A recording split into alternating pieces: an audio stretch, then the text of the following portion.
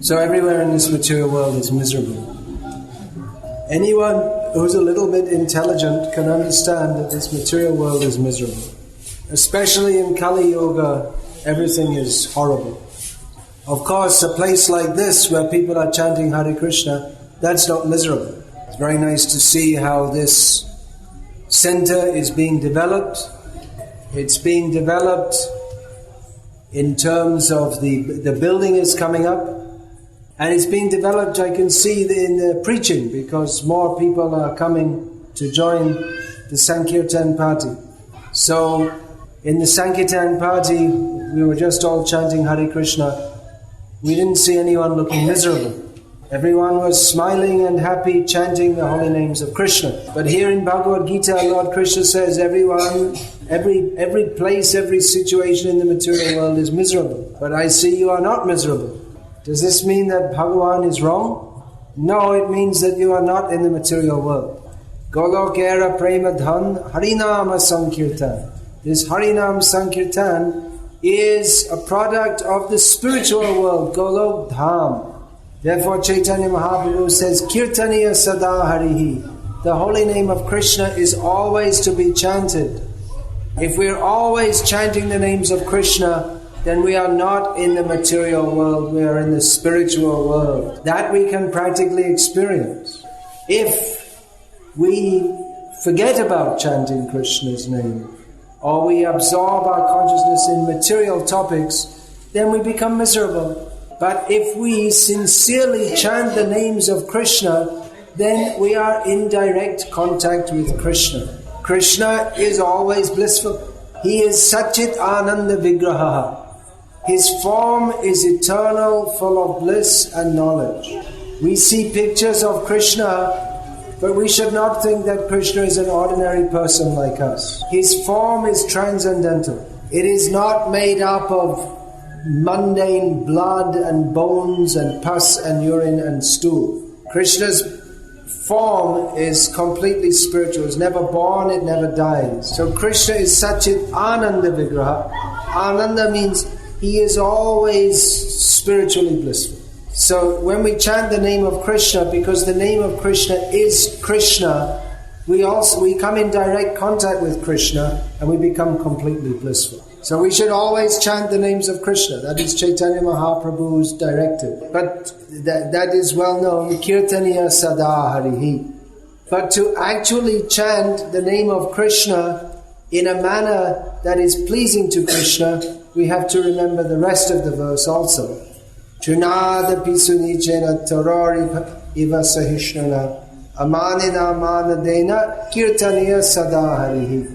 One is actually qualified to chant the holy names of the Lord always if he is feeling himself to be less significant than grass, if he is more tolerant than a tree, is ready to give all respect to others but not desiring respect for oneself. So, in other words, we have to develop genuine spiritual qualities.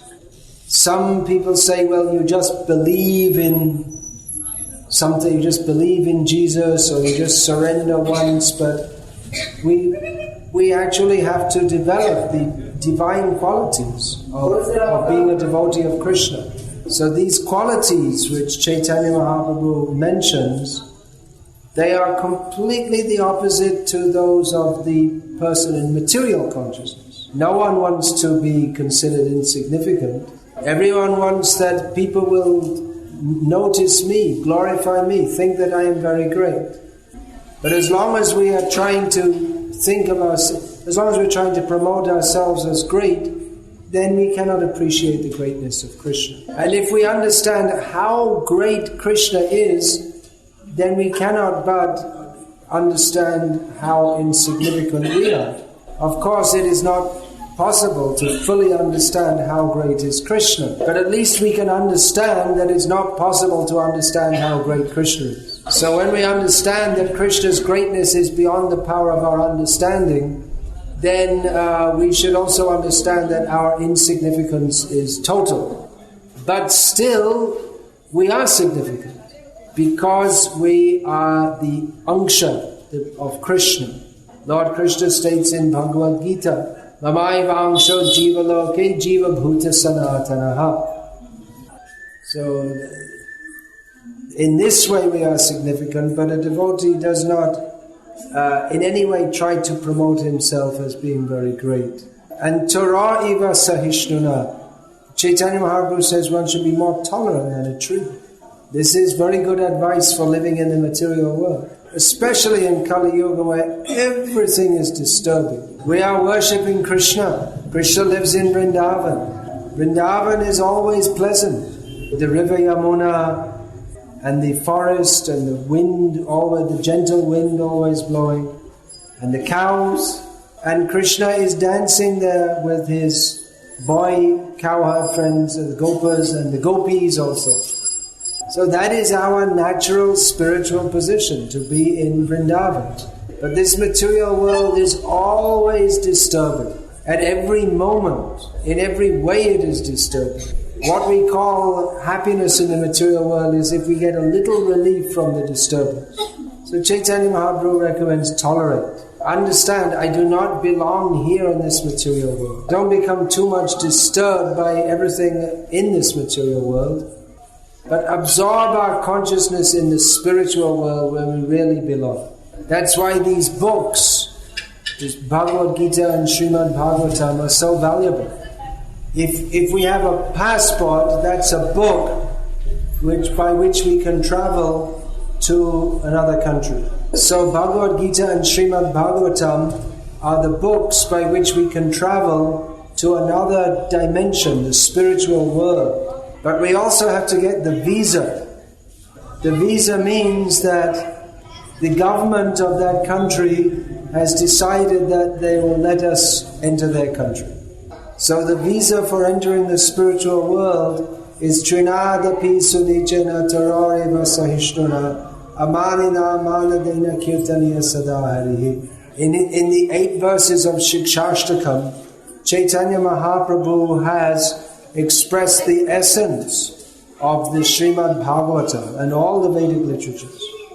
So we should study these Vedic literatures, especially Bhagavad Gita, Srimad Bhagavatam. If we read the newspaper every day, we will think that the news of this world is very important and this world is very important. What is happening in Delhi, in the Lok Sabha? What is going on in Iraq? Well, I don't know actually, because I don't read the newspapers. If we read the newspaper every day, we'll think, what's coming up in the news, what's happening, what's going on? We become very interested. But if we read the Shastra, Srimad Bhagavatam, we read about the avatars of Bhagavan, and our consciousness becomes absorbed in Bhagavan. If we become absorbed in Iraq, we might have to take birth in Iraq. If we become absorbed in Krishna, we'll take birth in Vrindavan. So it's better to take birth in Vrindavan than Iraq. But we have to prepare ourselves for that. Actually, the whole newspaper is summarized in the verse we read today. Not even the whole verse, half the verse. Brahma bhuvanam loka punaravartinoja. It's just a place to come back again and again to and suffer again and again. Another half verse in Bhagavad Gita also summarizes the whole material world very nicely. Janma mrityu jara vyadhi dukkha doshanu darshanam. So an intelligent person does not absorb his consciousness in news of this material world, but absorbs his consciousness in news of the spiritual world. Koto chaturanana mari mari jautu. The poet Vidyapati says, how many Brahmas have come and gone and died? So we are thinking that Sonia Gandhi and George Bush, all these people are very important people. But compared to Brahma, they're nothing. And so many Brahmas have come and gone. But Krishna stays. This material world, it's just, we're changing bodies all the time. It's like some kind of drama. Now someone is playing the part of Indra. In the next act, he's playing the role of a germ. But the drama is always a tragedy. Sometimes it looks like a comedy, but ultimately it's a tragedy. The actual eternal happy life is only with Krishna. Krishna never dies, Krishna never grows old, Krishna never suffers anxiety, Krishna never has to go to the doctor or the dentist. And those who live with Krishna, they also live eternally very happy. There's no dentist in the spiritual world. There's only Krishna, the cowherd boys dancing, happy. So we are meant for that. We're not meant to live and struggle in this material world. So let us absorb our consciousness in Krishna. And the process to do that is very easy. It's actually, you see so many people want to go to America, but it's actually easier to go to Krishna than to go to America. To go to America, you have to get this, you have to get so many qualifications and a job and so much money to go there. And even if you go there, it's the same struggle as here. It's just that the roads are a bit smoother, that's all. But to go to Krishna, all you have to do is chant Hare Krishna. One has to chant with great sincerity and follow the process of Krishna consciousness, which is not difficult. Instead of reading the newspaper, we read Srimad Bhagavatam. Instead of eating biryani chicken, we take Krishna prasadam. There are a few minor rules to follow. In South India, no coffee. Some people find that very difficult. But it's not actually very difficult, because if we actually experience the nectar of Krishna consciousness, then what do you want some horrible thing like coffee for anyway? People take coffee to get some kind of boost.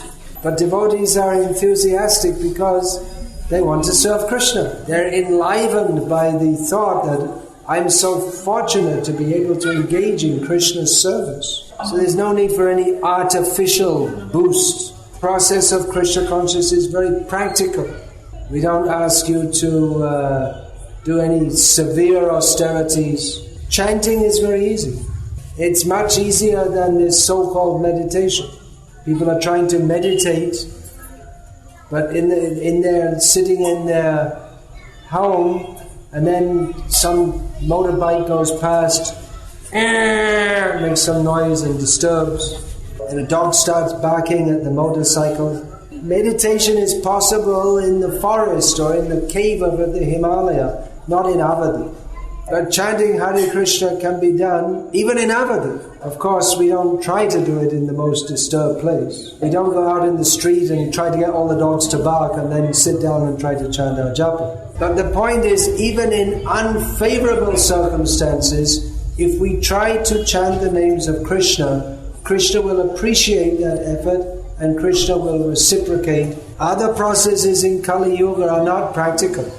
Yoga, meditation, big sacrifices, all these things are not possible to properly perform in Kali Yuga. Therefore, Hare Nama, Hare Nama, Hare Nama Eva Kevalam, Kalo Nascheva, Nascheva Gatiranyata.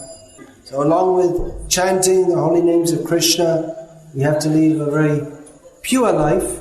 Naturally, a devotee of Krishna does not like to perform any sinful activity, and we should regularly absorb ourselves in hearing about, reading about, thinking about the pastimes of the Lord. The Bhagavatam describes some of the principal avatars of the Lord and extensively describes the Krishna's tu Bhagavan Swayam, the original form, Krishna in his pastimes, especially in Vrindavan, Mathura and Dwaraka.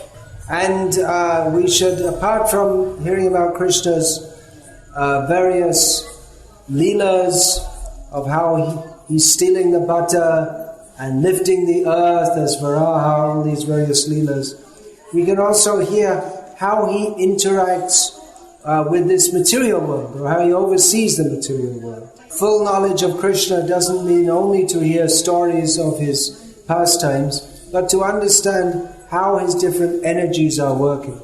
This way we can see the whole material world through the eye of Shastra. So that we can see that either big powerful people or famous people They are just puppets in the hands of Maya. So please read this Bhagavad Gita, Unmai Uravil, again and again. Become convinced that this material world is miserable. We do not belong here, we belong in the spiritual world with Krishna. By reading Bhagavad Gita, we can understand what are the three modes of material nature and how to go beyond them. We can understand the position of the demigods as relatively powerful beings within this material world, but they are also servants of Krishna. There are so many points to be understood in Bhagavad Gita. It's the summation of all Vedanta philosophy. And that is expanded with a description of the Lord's avatars in Srimad Bhagavatam. So try to understand this literature and chant the holy names of Krishna and associate with devotees. And also, we're talking about studying Shastra, but one doesn't have to be a big pundit. If one can understand the import of even one verse, that is enough to make one's life successful. Even one line.